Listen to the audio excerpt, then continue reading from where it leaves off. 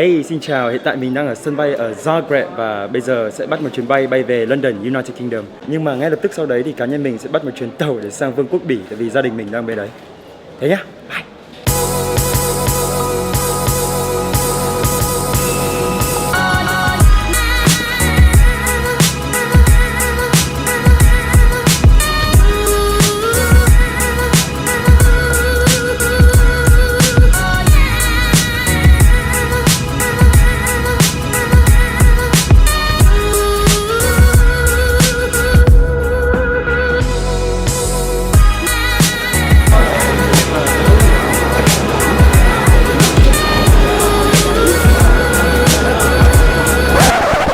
Hôm qua là ngày xui xẻo nhất.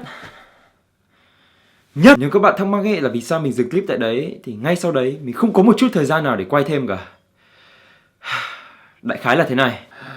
Kế hoạch đáng lẽ ra là phải bay từ Zagreb về London và hạ cánh lúc 2 giờ 15 chiều. Lúc 5 giờ 15 là chuyến tàu của mình từ London đi Brussels. Mình chờ ra 3 tiếng từ 2 giờ 15 đến 5 giờ 15 để đi từ sân bay đến ga tàu quốc tế. Lưu ý là từ sân bay đi đến ga tàu quốc tế mất khoảng 1 tiếng. Hôm qua máy bay bị ngẫu nhiên đi lên 1 tiếng, nhưng mà không sao, mình chưa ra 3 tiếng đúng không? Nên còn thừa 2 tiếng. Lúc hạ cánh ở sân bay London Heathrow thì phi công ngẫu nhiên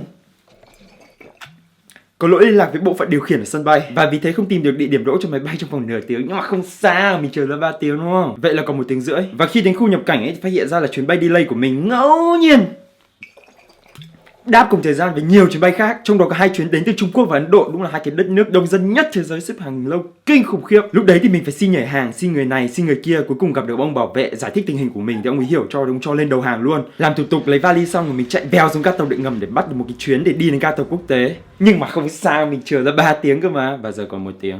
Đến nơi thì muộn rồi. Lúc ấy đúng 5 giờ 15 và tàu đã đi rồi, họ bảo mình phải mua một cái vé mới để bắt kịp chuyến 6 giờ 15. Tiếc tiền lắm, khóc tu tu, mà biết phải làm sao, đành phải mua. Cắn lưỡi mà mua, chảy máu nhiều. Lúc có thẻ ấy, thì ngẫu nhiên thẻ bị từ chối. Tôi muốn mua mà không cho tôi mua. Biết vì sao không? Không biết ở Việt Nam như nào nhá, nhưng mà ở nước ngoài ấy, mỗi khi mà bạn đi du lịch ấy thì mình phải báo cho ngân hàng biết là mình đi du lịch vào khoảng thời gian nào. Nếu không thông báo cho ngân hàng ấy mà họ thấy là mình nhảy từ nước này sang nước khác rồi tiêu tiền một cách đáng nghi ngờ ấy thì họ sẽ khóa tài khoản mình vì lý do an ninh. Và vì mình vừa từ Zagreb về London mà đã quẹt thẻ rồi ấy nên ngân hàng cảm thấy nghi ngờ và vì thế nó đã đóng băng tài khoản mình. Nhưng không sao, tôi có thể lấy lại tài khoản ngân hàng bằng cách gọi điện cho họ đúng không? Tuy nhiên, ngẫu nhiên tôi hết sạch tiền điện thoại. Tiêu hết sạch trước khi đi du lịch rồi, mọi người có thể hình dung ra được cái trường hợp lúc này không? Muốn có tài khoản ngân hàng ấy thì phải gọi điện thoại, nhưng mà không có tiền điện thoại, mà muốn có tiền điện thoại ấy thì phải có tài khoản ngân hàng thì mới nạp tiền được. Mình phải chuyển sang mượn điện thoại ở ga tàu ấy thì mới liên lạc được với ngân hàng. Họ đưa cho mình mấy cái câu hỏi xác minh để xác nhận xem mình có phải là chủ nhân của cái tài khoản này không ấy. Thì ngẫu nhiên bị hỏi cái câu này: bạn hãy cho tôi biết một khoản tiền đi vào tài khoản của bạn trong thời gian gần đây. Không trả lời được, có ma nào biết cái khoản nào đi vào tài khoản của mình đâu. Bình thường mình biết là mình tiêu những cái gì đúng không? Nhưng mà ai mà biết là bạn bè nợ nần mình rồi trả mình lúc nào để ai mà biết được. Thế là cuộc gọi bị từ chối đần thối ở ga tàu, nghĩ mãi không ra, nghĩ xong cuối cùng mới ra được một cái khoản. Gọi điện lại cho họ, xác minh được cái khoản đấy, mở được tài khoản ngân hàng. Ngay lập tức chạy ra mua vé, không kịp chuyến 6 giờ 15 phải đi chuyến 7 giờ 30 mà ngẫu nhiên chuyến 7 giờ 30 đắt hơn bình thường. Cái lưỡi mà mua, chảy máu nhiều, lên cái mụn. Và giờ, cuối cùng mình đang ở Brussels rồi. Tóm lại ấy, cả cái Euro trip này cho đến nay rất là thú vị. Nhưng mà một khi xui ấy, thì nó là một chuỗi những sự kiện xui xẻo. Thôi, chịu thôi. Trong thời gian này thì mình sẽ ở Brussels với gia đình. Thì mình sẽ không quay nhiều về Brussels. Đơn giản là vì nếu bạn là một subscriber trung thành của kênh ấy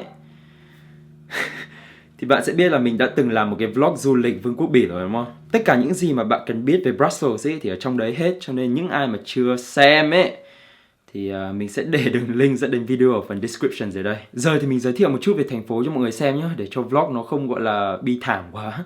Vậy thôi, haters gonna hate, likers gonna like, share, unsubscribe. Enjoy Brussels và mình hẹn mọi người ở Pháp trong video tới. Còn bây giờ thì bye bye.